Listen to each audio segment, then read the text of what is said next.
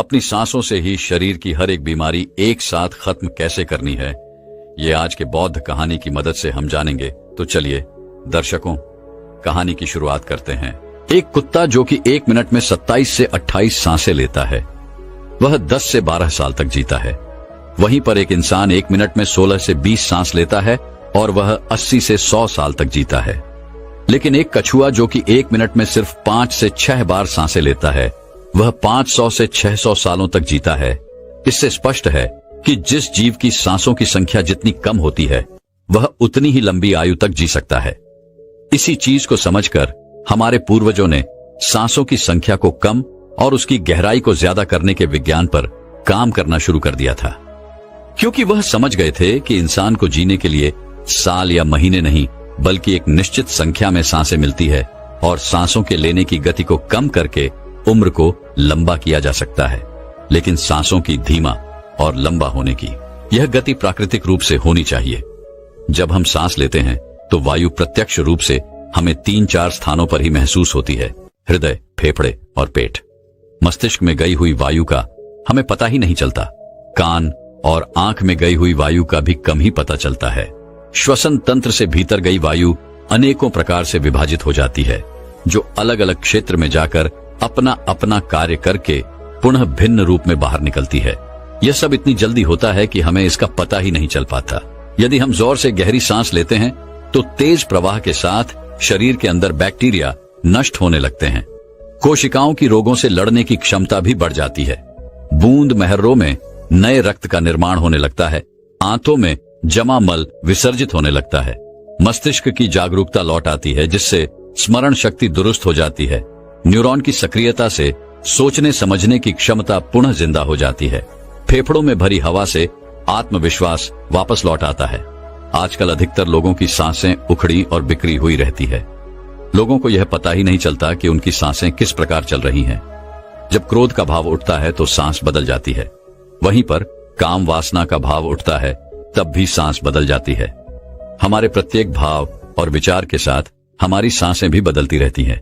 इसके साथ हमारे खान पान और रहन सहन से भी यह बदलती रहती है। असल में हमारी सांसों का हमारे मन की स्थिति और हमारी शारीरिक अवस्था से सीधा संबंध होता है। पूरा योग विज्ञान ही सांसों को सही तरीके से लेने पर टिका हुआ है। तो अगर हम सिर्फ अपनी सांसों को सही तरीके से लेना सीख जाते हैं तो हमारा जीवन जादू की तरह बदल जाएगा। बहुत समय पहले की बात है, एक आर्षि अपने आश्रम में छात्रों को योग, ध्यान और प्राणायाम की शिक्षाएं दिया करते थे। आर्षि खुद भी एक योगी थे। उन्होंने अपने कई वर्ष हिमालय की गुफा में साधना करते हुए बिताए थे, जहां पर उन्होंने बहुत से सूक्ष्म मानवीय आयामों को गहराई से समझा था। और अब वह अपने इसी अनुभव और ज्ञान को शिष्यों के माध्यम से जनसमूह तक पहुंचाना चाहते थे। एक दिन रात्रि के भोजन के पश्चात उनके आश्रम का सबसे बुद्धिमान और होनहार छात्र उनके पास आता है। छात्र के चेहरे को देखकर गुरु समझ गए कि उसके मन में कुछ प्रश्न उठ रहे हैं। गुरु के नजदीक पहुंचते ही छात्र ने उन्हें प्रणाम किया और कहा, गुरुदेव, मैं आपसे कुछ प्रश्न पूछना चाहता हूं। तो गुरु ने मुस्कुराते हुए कहा, मुझे मालूम है, पूछो कि क्या प्रश्न है। तुम्हारे छात्र ने कहा, आप अक्सर कहते हैं योग, ध्यान और प्राणायाम का मूल आधार हमारी सांसें होती हैं, और अपनी सांसों पर नियंत्रण पाते ही हम अपने मन और विचारों पर भी नियंत्रण पा लेते हैं। इसलिए आज मैं आपसे सांसों के रहस्य और उसके यौगिक विज्ञान के बारे में विस्तार से जानने आया हूं। यह सुनकर गुरु ने एक हल्की मुस्कान दी और फिर कहना शुरू किया गया। गुरु कहते हैं, जैसा हमारा मन हो रहा है, हमारी सांसों की गति भी वैसी ही हो जाती है, या फिर जैसी हमारी सांसें होंगी वैसी ही हमारी मनोदशा हो जाएगी। यानी सब कुछ हमारी सांसों से जुड़ा हुआ है।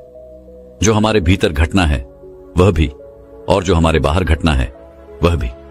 जीवन में घटने वाली हर एक घटना हमारी सांसों से गहरा संबंध रखती है। मतलब कि अपनी सांसों की गति पर नियंत्रण करके अपने मन और विचारों पर नियंत्रण कर सकते हैं।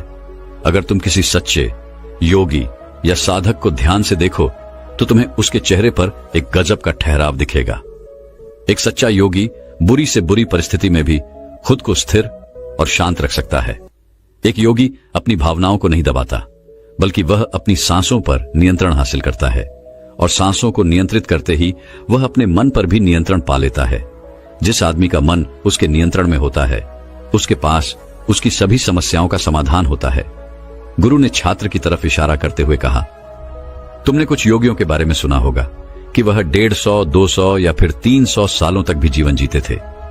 तो आखिर वह इतने लंबे समय तक खुद को जीवित कैसे रख पाते थे? असल में उनका नियंत्रण अपनी सांसों पर होता था, जिसे प्राण ऊर्जा भी कहते हैं। ऊर्जा हमारे चारों तरफ है, इसे कितनी मात्रा में लेना और छोड़ना है, यह एक योगी अच्छी तरह से जानता है और वह इस काम पर बहुत हद तक महारत हासिल कर लेता है। इसीलिए वह इस प्राण ऊर्जा का उपयोग अपनी जरूरत के हिसाब से कर सकता है और खुद को दीर्घायु बना सकता है। अगर तुम अपने शरीर को स्वस्थ रखना चाहते हो, सामान्य से अधिक क्षमता चाहते हो, तेज बुद्धि चाहते हो, तो तुम्हें अपनी सांसों को समझना होगा, उन्हें नियंत्रित करना होगा और उन्हें नियंत्रित करते ही तुम्हारे जीवन में सब कुछ व्यवस्थित हो जाएगा। असल में डर, चिंता और परेशानी जैसी कोई चीज होती नहीं है, सिर्फ हमारे मन और भावनाओं की उपज है। और हमारे मन में भावनाओं को केवल एक ही चीज नियंत्रित कर सकती है और वह है हमारी सांसें से। हमारे अंदर का क्रोध, चिंता, जलन, अहंकार, बदला लेने की भावना, ये सभी हमारी सांसों के हिसाब से ही चलता है। अगर हमारी सांसों पर हमारा नियंत्रण हो तो ये सभी विकार हमारे नियंत्रण में होते हैं। सांस हमारे शरीर और हमारे मन के बीच पुल का काम करती है। अगर हमें अपने मन तक पहुंचना है ना, और उसके विकारों को समझकर उनको दूर करना है, तो हमें अपने सांसों के पुल पर चलना होगा और हमें अपनी सांसों के जरिए अपने मन तक पहुंचना होगा, क्योंकि यही एकमात्र रास्ता है अपने मन को समझने का।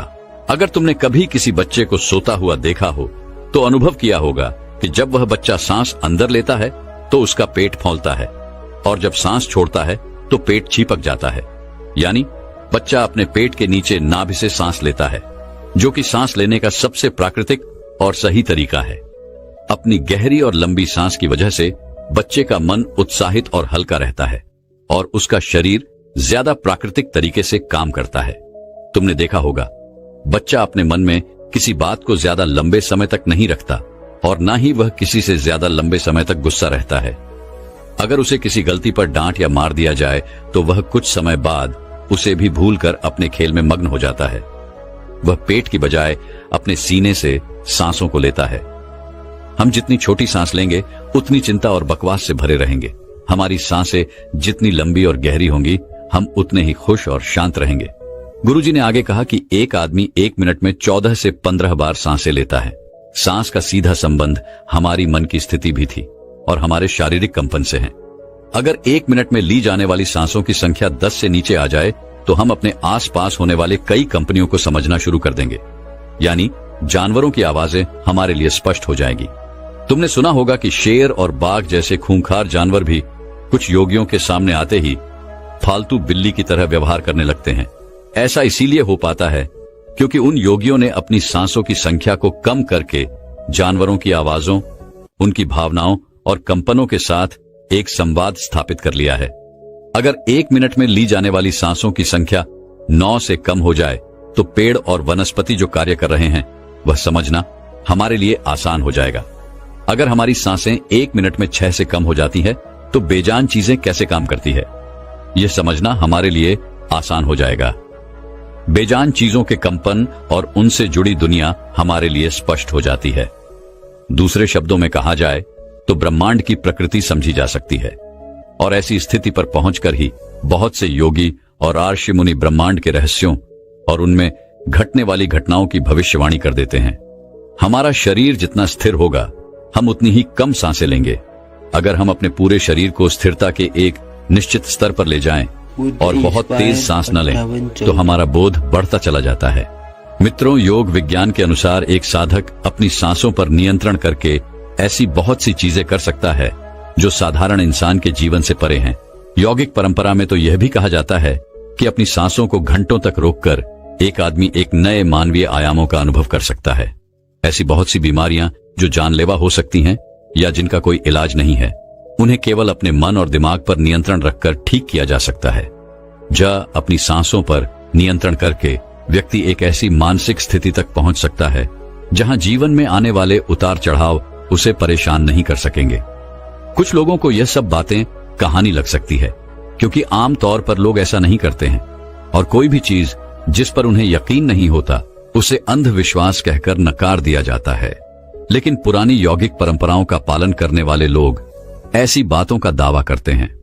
उन्हीं लोगों में से एक है स्वामी रामानंद। स्वामी रामानंद हिमालय की गुफाओं में रहा करते थे। उन्होंने बचपन से ही योग की प्रणालियों का अभ्यास शुरू कर दिया था। 1970 में स्वामी रामानंद एक अमेरिकन रिसर्च लेबोरेटरी में गए। जब उन्होंने अपनी सांसों पर नियंत्रण करके अपने दिमाग और मन पर जब चाहे जितने समय के लिए अपनी सांस, ब्रेन वेव्स, हृदय की धड़कन और शरीर में बहने वाले खून को रोक दिया, तब लेबोरेटरी में मौजूद डॉक्टर्स ने स्वामी रामा के शरीर पर रिसर्च की और उन्हें मृत घोषित कर दिया गया। लेकिन इस अवस्था में भी स्वामी रामानंद सब कुछ महसूस कर सकते थे। यह देखकर वहां मौजूद रिसर्चर्स की टीम दंग रह गई थी। साथ ही स्वामी रामानंद अपने शरीर में अपनी मर्जी से ट्यूमर की ग्रोथ को घटा और बढ़ा भी सकते थे। रिसर्चर्स की जिस टीम को हिमालयन योगियों के सारे दावे अंधविश्वास और पाखंड से भरे लगते थे, वह अचानक से उन्हें इनर साइंस प्रतीत होने लगे थे। एक भीतरी विज्ञान जो साधारण मनुष्य की कल्पना से भी परे है। सांसों को ध्यानपूर्वक लेना, ये एक प्राचीन यौगिक टेक्निक है। एक योगी जब अपनी सांसों पर नियंत्रण हासिल कर लेता है, जब चाहे तब अपनी सांसों को रोक सकता है। स्वामी रामानंद के अनुसार अगर आप अपनी सांसों को समझ गए तो आपके शरीर में होने वाली वो बीमारियां थीं जिनका इलाज आज मेडिकल साइंस के पास भी नहीं है, सांसों के माध्यम से उन्हें भी ठीक किया जा सकता है। श्वास के गूढ़ रहस्यों को समझाने के लिए बाद में स्वामी रामानंद ने अपने कुछ साथियों के साथ मिलकर एक किताब लिखी है जिसका नाम है हमें साइंस ऑफ ब्रेथ। गुरु ने आगे कहा, जब सांस विचलित होती है तो मन भी अस्थिर हो जाता है, लेकिन जब सांसें शांत होती है तो मन स्थिर हो जाता है और योगी दीर्घायु हो जाता है। इसीलिए हमें अपने स्वास्थ्य पर नियंत्रण करना सीखना चाहिए। गुरु ने शिष्य की आंखों में देखते हुए कहा, तुम्हें क्या लगता है, क्या तुम जितनी लंबी सांस अंदर लेते हो उतनी ही लंबी सांस बाहर भी निकालते हो? नहीं नहीं, सामान्य स्थिति में हम जो सांस अंदर लेते हैं उसकी लंबाई 10 अंगुल होती है और सांस बाहर निकालते समय इसकी लंबाई 12 अंगुल हो जाती है। यहां 1 अंगुल का मतलब 1 अंगुली मोटाई से हमारी रोजमर्रा की जिंदगी में कुछ काम ऐसे होते हैं जिन्हें करते समय जितनी लंबी सांस अंदर जाती है उसे कई गुना ज्यादा लंबी सांस बाहर निकल जाती है। भोजन करते समय बाहर निकलने वाली सांसों की लंबाई 16 से 17 अंगुल होती है। तेज चलते समय सांसों लंबाई 20 से 24 अंगुल हो जाती है। दौड़ते समय निकलने वाली सांसों की लंबाई 45 से 50 अंगुल तक पहुंच जाती है। संभोग करते समय 50 से 60 अंगुल तक पहुंच जाती है। सोते समय नींद में बाहर निकलने वाली सांसों की लंबाई 60 से 70 अंगुल तक पहुंच जाती है। इसलिए हमारे शास्त्रों में काम और क्रोध पर नियंत्रण रखने की बात कही गई है, क्योंकि ये हमारी प्राण शक्ति को क्षीण कर देती है। श्वास को इंसान की प्राण शक्ति भी कहा जाता है। जब 100 वर्षीय व्यक्ति से उसकी लंबी उम्र का राज पूछा गया तो उसने 2 ही चीजें बताई। पहला है नाभि तक भरकर पूरी सांस ले और दूसरा रीढ़ की हड्डी को हमेशा सीधा रखेंगे। साधारण सी लगने वाली ये दोनों बातें योग और प्राणायाम की दृष्टि से बहुत महत्वपूर्ण हैं। असल में शरीर के अंदर जाने वाली सांस की लंबाई कम और बाहर निकलने वाली सांस की लंबाई ज्यादा होती है। यदि किसी तरीके से बाहर निकलने वाली प्राणवायु की लंबाई को कम कर दिया जाए तो लंबी उम्र को प्राप्त किया जा सकता है। स्वर शास्त्र के अनुसार यदि बाहर निकलने वाली प्राणवायु की लंबाई 1 अंगुल कम हो जाए तो व्यक्ति निष्काम हो जाता है, यानी उसके अंदर काम वासना खत्म होने लगती है। 2 अंगुल कम होने से आनंद की प्राप्ति होती है। 3 अंगुल कम होने से लेखन शक्ति बढ़ती है। 4 अंगुल कम होने से वाक्य सिद्ध प्राप्त हो जाती है। 5 अंगुल कम होने से आदमी को दूरदृष्टि प्राप्त होती है। 6 से 7 अंगुल कम होने से साधक के अंदर अति तीव्र गति से चलने की शक्ति आ जाती है, जिससे वह कुछ ही पलों में एक स्थान से दूसरे स्थान पर पहुंच सकता है। 8 अंगुल कम होने से साधक को 8 से दिया प्राप्त हो जाती है। पवन पुत्र हनुमान को 8 सिद्धि नवनीत के दाता इसीलिए कहा जाता है, क्योंकि उन्होंने 8 सिद्धियों को प्राप्त कर रखा है। यह 8 सिद्धियां हर इंसान में होती है, बस जरूरत है तो इन्हें जागृत करने की। बाहर निकलने वाली सांसों की लंबाई 12 अंगुल कम होने पर योगी को इच्छा मृत्यु प्राप्त हो जाती है। फिर वह जब चाहे आए तब तक खुद को जीवित रख सकता है, लेकिन यह सोई हुई शक्तियां केवल तभी जागृत होगी जब मन में इन्हें जागृत करने की अभिलाषा होगी।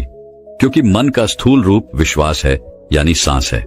इसीलिए सबसे पहले सांसों पर नियंत्रण करना होता है, तभी मनुष्य को सारी शक्तियां प्राप्त होती हैं। इसलिए नाड़ी विज्ञान में भी कहा गया है कि जो व्यक्ति रात में ईडा नाड़ी और दिन में पिंगला नाड़ी को रोकने में सफल होता है, वही असल में सच्चा योगी होता है। क्या आप जानते हैं कि हमारे जीवन का सबसे बड़ा रहस्य क्या है? हमारे जीवन का सबसे बड़ा रहस्य है हमारी यह सांसें। जब हमारा जन्म होता है तो सबसे हैरान करने वाली क्रिया होती है सांस लेना। हम सबके दिमाग में आता है कि हमारा जीवन तो सांसों से है, पर हम गर्भ में रहते हुए सांस कैसे लेते हैं, यह भी एक चमत्कार से कम नहीं है। वैसे हम सांसें तो मां के गर्भ में रहते हुए भी लेते हैं, और उसका माध्यम होता है गर्भनाल, जो कि बच्चे के नाभि से जुड़ी हुई होती हैं। और इंसान के शरीर में जितना रहस्य इन सांसों में है, उतना ही रहस्य में हमारी ये नाभि भी होता है। आप भी इसके शक्ति को महसूस कर सकते हैं। बस आप अपनी सांस को अपने नाभि तक पहुंचाना सीख जाइए। जब हम इस दुनिया में आते हैं तो हम सांसों पर सवार होकर आते हैं।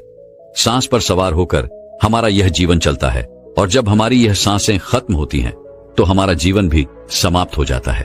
परंतु अगर हम इस जीवन में सांस के रहस्य को समझ लें तो पूरे ब्रह्मांड का रहस्य आपके सामने खुल जाएगा। जब आपको डर लगता है तो आपके सांस की गति बदल जाती है। जब आप गुस्से में होते हैं तभी आपके सांस की गति अलग होती है। चाहे आप खुश हो, दुखी हो, प्रेम में हो, करड़ा में हो, ईर्ष्या में हो या गुस्से में हो, आपके सांसों की गति हर बार बदल जाती है। जब आप एक्सरसाइज कर रहे होते हैं, योग प्राणायाम करते हैं, या हर एक क्रम में सांस लेने की प्रक्रिया अलग अलग होती है। तो दोस्तों, आइए सबसे पहले हम सांस लेने के महत्व को जान लेते हैं। यदि एक योगी को योग के बारे में पता है तो वह योग में सांसों के महत्व को भी जानता है। यदि कोई एक्सरसाइज करने वाला व्यक्ति अपने सांसों को देखता है, उसे प्रत्येक व्यायाम के दौरान सांस लेने और छोड़ने की अच्छी समझ होगी। और सबसे महत्वपूर्ण बात यह है कि यदि आप ध्यान करते हैं तो आपको पता चलेगा कि केवल सांस को देखना ही आपको ध्यान की उच्चतम अवस्था तक पहुंचा सकता है। हर पल आपके सांस शरीर के अंदर और बाहर होने वाली हलचलों के अनुसार बदलती रहती है। लेकिन अगर आप अपनी सांस को हर पल के लिए एक बना लें, परिस्थिति के लिए एक जैसा बना लें, तो आपको जीवन में सांसों का महत्व समझ में आ जाएगा। याद रहे, हमारा मन ही सांसों से बंधा हुआ है।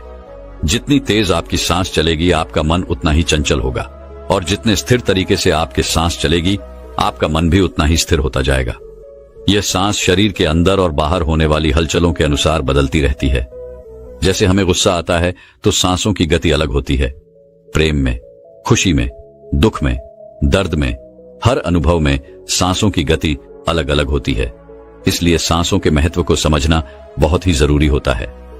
असल में आज की इस भाग दौड़ी भरी दुनिया में हमारे शरीर और मन के बीच में इतनी दूरी हो गई है कि हम इन दोनों के बारे में समझना तो क्या, जानना भी नहीं चाहते हैं।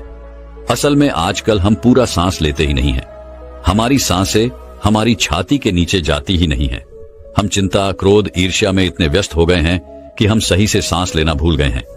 अगर आप एक स्वस्थ आध्यात्मिक ऊर्जा को अपने अंदर महसूस करना चाहते हैं, अच्छा स्वास्थ्य चाहते हैं, तो आपको सांसों को पूरी तरीके से अपने नाभि तक लेकर जाना सीखना होगा। हमें अपने सांस को परिपूर्ण बनाना चाहिए। इस सांस को अपने जीवन का आधार बनाना है। इसी तरह अगर हम इस जीवन और सांस को समझ लें तो दूसरा कोई रहस्य हमारे जीवन में बचेगा ही नहीं। दोस्तों, क्या आप सभी प्राणायाम के अर्थ को जानते हैं? प्राणायाम असल में दो शब्दों से मिलकर बना प्राण ब्रह्म कायम। प्राण का मतलब है हवा, वह हवा जो हम सांस के जरिए शरीर के अंदर लेते हैं, जिसके कारण हमारी चेतना उत्तेजित होती है, जिसके कारण हम जीवित होते हैं। इनका विस्तार करना, एक नया आयाम देना, प्राणायाम है। सरल शब्दों में समझें तो जीवन को नया आयाम देना ही प्राणायाम है। अगर हम सांस लेना बंद कर दें तो क्या होगा? हम मर जाएंगे। प्राण वायु को अंदर लेने और छोड़ने का नाम भी प्राणायाम है। इसका मतलब है आत्मा को आकार देना। सांस के माध्यम से ही जीवन को नया आयाम देना है। जितनी बार आप सावधानी से सांस अंदर बाहर लेंगे, उतनी ही बार आप प्राणायाम करें। अब आप सांसों को ध्यान से देखेंगे। ध्यान दें कि सांस कब और कैसे बदलती है। बस इस सांसों के रहस्य को समझें। जब भी आपको यह एहसास हो, आप सांसों को देखें और आपको लगेगा कि परिस्थिति बदलती जा रही है, आपके मन की क्रिया प्रक्रिया बदलती जा रही है। ऐसे में अगर आप क्रोधित हैं तो अपनी सांसों को देखें। उसे हल्का करने की कोशिश करिए। आपका क्रोध शांत होगा। आप दुख में हैं। आप सांसों को मध्यम करते जाइए। आप सांसों को मन से अंदर करते जाइए। आपका दुख कम होगा। आप प्रेम में होंगे और देखेंगे कि प्रेम और आत्म प्रेम में सांस को महसूस करना भी एक अद्भुत अनुभव को शामिल करेगा। बार बार चलती सांसों को देखना। अगर आप इस सांस की गति को बदलना सीख गए, अगर आप अपनी सांसों को एक जैसा बनाना सीख गए, तो समझ लीजिए कि आप अपने जीवन को बदलना सीख लिया है। आप हर एक परिस्थिति में अपने मन को अपने अनुसार कंट्रोल करना सीख जाएंगे, अपनी भावनाओं पर कंट्रोल करना सीख जाएंगे। दोस्तों, सांसों पर ध्यान केंद्रित करते समय या फिर प्राणायाम के दौरान जब सांस की ऊर्जा आपके थर्ड आईज यानी आज्ञा चक्र पर पहुंचती है, तब उसे एक्टिव करना भी शुरू कर देती है। लेकिन इसके लिए आपको शांत स्थान पर बैठकर पूरी एकाग्रता के साथ गहरी सांस लेने का अभ्यास करना होगा। आप छोटी सांस लेते हैं या गहरी सांस लेते हैं, इसे आप एक छोटे से बच्चे से समझ सकते हैं। जब बच्चा छोटा होता है, जब वह सांस ले रहा होता है, तो उसका पेट फूल जाता है। मतलब वो गहरी सांस लेता है और वो खुश रहता है। उसके जीवन में कोई चिंता नहीं होती। लेकिन जैसे जैसे हमारी आयु बढ़ती है, तो हमारी सांस छोटी होती जाती है और वो अपना सारा जीवन इन्हीं चिंताओं में बिता देते हैं।